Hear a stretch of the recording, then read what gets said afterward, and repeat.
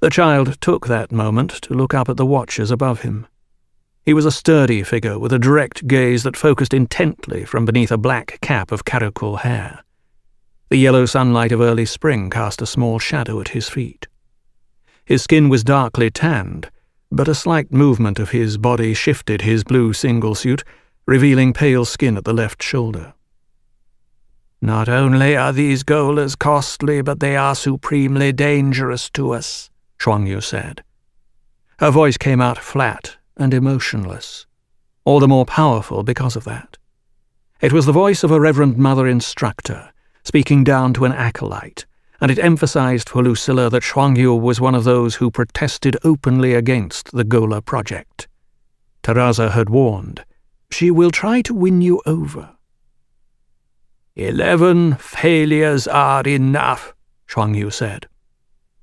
Lucilla glanced at Chuang-Yu's wrinkled features, thinking suddenly, "Someday I may be old and wizened too, and perhaps I will be a power in the Bene Gesserit as well."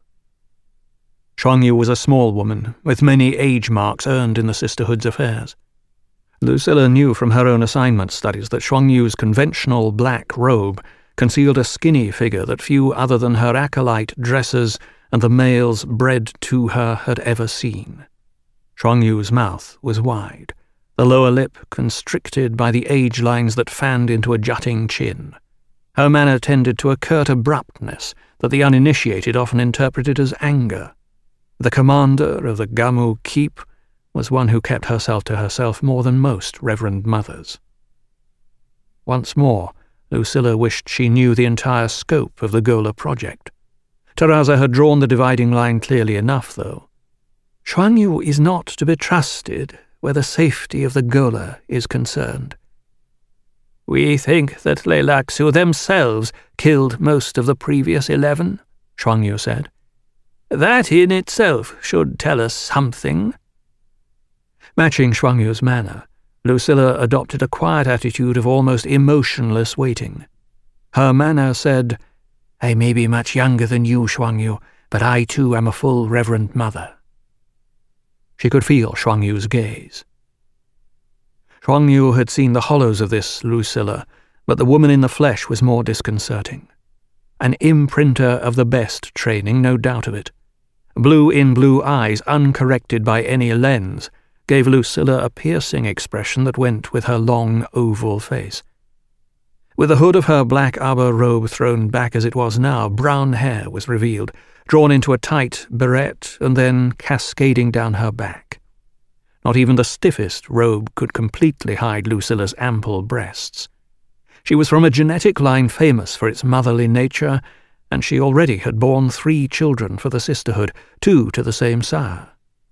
Yes, a brown-haired charmer, with full breasts and a motherly disposition.